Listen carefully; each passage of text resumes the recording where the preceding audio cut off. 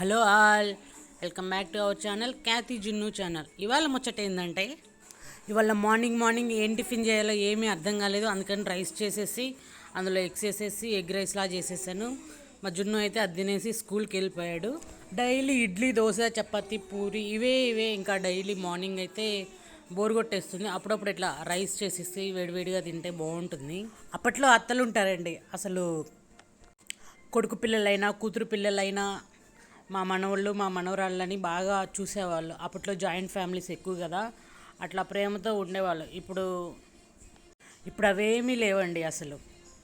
అప్పట్లో అయితే మా పిల్లలు అనేసి మా మనవాళ్ళు మా మనవరాళ్ళు మా వంశం అనేసి బాగా ప్రేమతో చూసేవాళ్ళు. ఇప్పుడైతే మీ పిల్లలే కదా మీరే చూసుకోండి మాకేం పని అంటారు, కానీ మళ్ళీ ఏదన్నా మనీ అవసరమైతే చాలు అడిగేస్తారు, కానీ పిల్లలు మాత్రం చూడరు. ఈ రోజుల్లో అయితే అత్తలంటే కోడళ్ళకు పడదు, కోడలంటే అత్తలకు పడదు. అత్తలు ఒక చోట ఉంటున్నారు, కోడళ్ళు ఒక చోట ఉంటున్నారు. అసలు ప్రేమలే ఉండట్లేదు. అప్పట్లో మా నాయనమ్మ అయితే మా అమ్మని పెద్ద టార్చర్ చేసేదంట. అసలు సూర్యకాంతం టైపు ఆమె అయితే ఇంట్లో పని ఏమి చేసేది కాదు. పైగా మా అమ్మ ఏదన్నా పని చేసినా సరే ఎత్తిపోటు మాటలు అనేసి అట్లా ఉండేదన్నమాట. ఫైనల్గా ఇక్కడైతే నేను ఇంకా పోపు పెట్టేసి ఎగ్ రైస్ కోసం అందులోనే క్యారెట్, ఆనియన్ ఇంకా అవి వేసేసుకొని కొంచెం ఫ్రై చేస్తున్నాను. ఇందులోనే కొంచెం కరివేపాకు కూడా వేయాలి. నా దగ్గర అయితే కరివేపాకు లేదు, నేనైతే దాన్ని స్కిప్ చేసేసాను. ఇంకా సాల్ట్ వేస్తే తొందరగా మగ్గిపోతాయి ఆనియన్స్ అనేవి. ఇంకా కొంతమంది అత్తలు ఉంటారండో, వాళ్ళ అబ్బాయిని పెళ్లి చేసుకోవాలి కానీ వాళ్ళ అబ్బాయితో బయటకు వెళ్ళకూడదు. ఇంకా నేనైతే మార్నింగ్ 5:30కే లేస్తాను. 5:30కి లేస్తే కానీ నాకు ఈ 2 కిడ్స్ తోటి పని అవ్వట్లేదు. అప్పటికి ఫుల్ నాకు వర్క్ ఉంటుంది ఇంట్లో. అయితే ఆఫ్టర్నూన్ ఇద్దరు 2 కిడ్స్ సేమ్ టైంకి పడుకుంటారు, అప్పుడు మాత్రమే 1 అవర్ నాకు రెస్ట్ దొరుకుతుంది.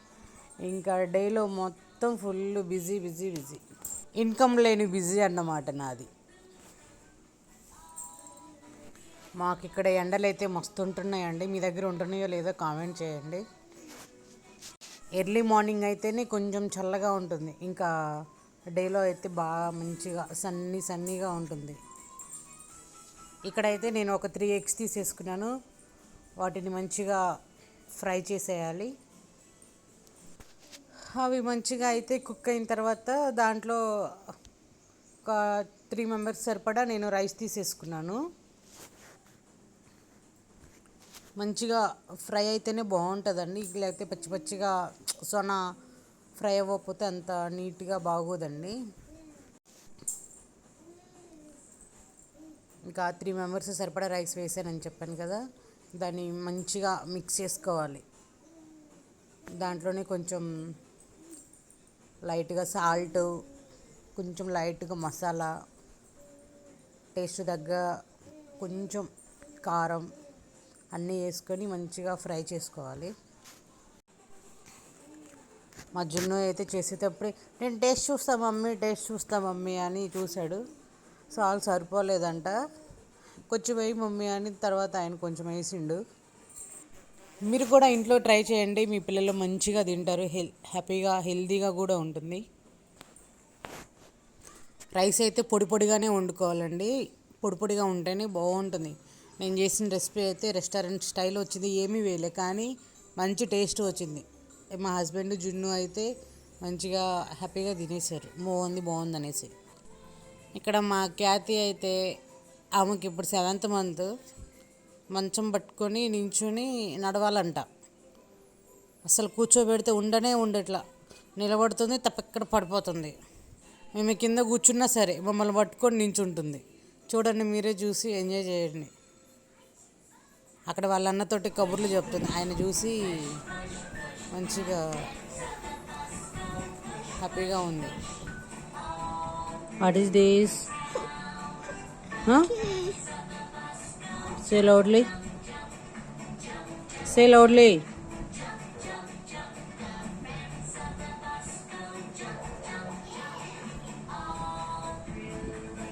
Next what is this?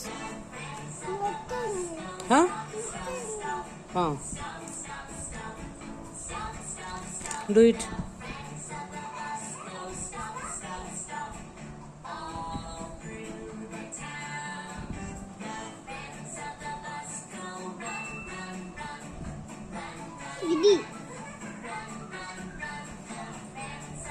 Next, what is this?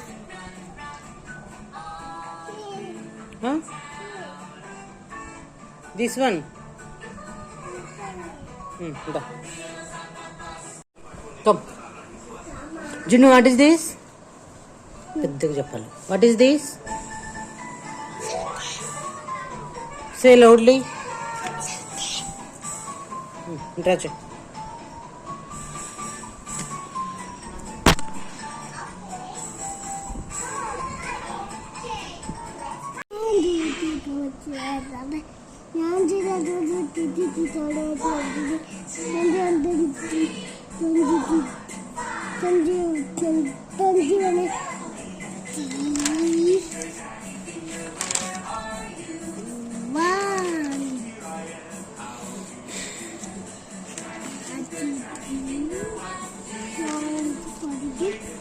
Juno, which class are you studying? Huh? Nursery. What is your school name? Little Talent School. What is your name? Ritvik? Reddy. Wow. What is your name spelling? Spelling చెప్పు Ritwik. RITVIK. రెడ్డికి spelling చెప్పు. ఏందమ్మా?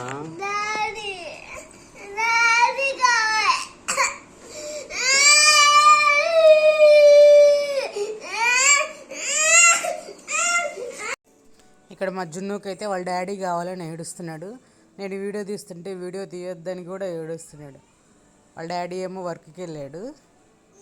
కావాలి అంట.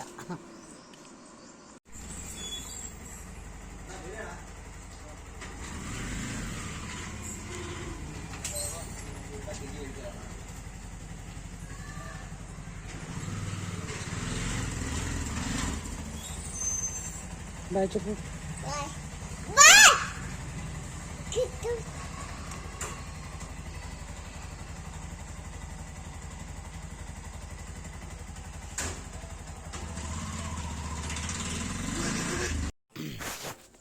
ఇక్కడ నేనైతే డిమార్ట్కి వెళ్ళినప్పుడు నువ్వులు తెచ్చుకున్నాను.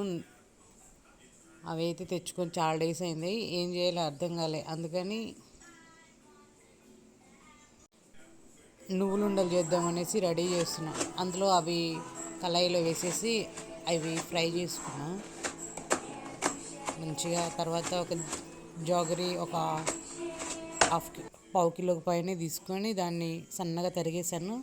తర్వాత అదే కళాయిలో వేసేసి కొంచెం వాటర్ పోసుకోవాలి. మంచిగా పాకం రావాలన్నమాట. అదంతా మెల్ట్ అయిపోయి. మా అమ్మ అయితే ఇది సేమ్ ప్రాసెస్లో నువ్వులకు బదులుగా దోసకాయ విత్తనాలు ఉంటాయి కదా, అవి ఎండబెట్టేసి క్లీన్ చేసేసి మంచిగా నువ్వులు దాంట్లో దోసకాయ విత్తనాలు వేసేసి మంచిగా ఉండలు చేసి ఇచ్చేది మాకు.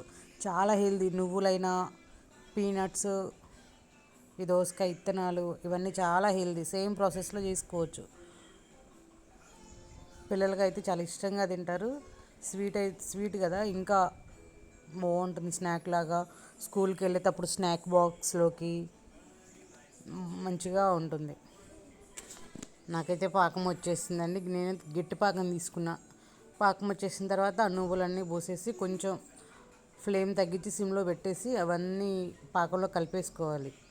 నేనైతే రౌండ్గా వస్తుందా రాదా అని ట్రై చేశాను. నా చేతులు కాలిపోయినాయి. కొంచెం దగ్గరకు వచ్చేలాగా కలపాలి. బేసిక్గా ఇది లేత పాకం అయితే బాగుంటుంది. నాకైతే ముదురు పాకం వచ్చేసి నాకైతే ఇవి ప్రాసెస్ సరిగా రాలేదు. పొడిగా అయిపోయింది. లాస్ట్కి ఒక 4 or 5 రౌండ్గా వచ్చినట్టున్నాయి. డ్రై అయిపోయేసరికి అదంతా విడిపోయింది పాకం అంతా. చేతికి ఆయిల్ కానీ గీ కానీ వేసుకొని రౌండ్గా చేసుకోవాలి. లేకపోతే చేతులు అయితే మామూలుగా గలే నఫింగ్. నా హ్యాండ్ అంతా అరచాయి అయితే రెడ్గా వచ్చేసింది. అది ఒక 4 వచ్చినట్టున్నాయి. లాస్ట్లో ఇంకా అవ్వలే. మిగతా కళాయిలో ఉన్నదంతా ఒక బాక్స్కి వేసేసి బౌల్ వేసుకొని తింటున్నాం మేమైతే. అంతేనండి ఈరోజు వ్లాగ్ అయితే. Please subscribe my channel. ఇంకా మంచి మంచి వీడియోస్తోనైతే మీ ముందుకు వస్తాను. Bye bye. Until then see you.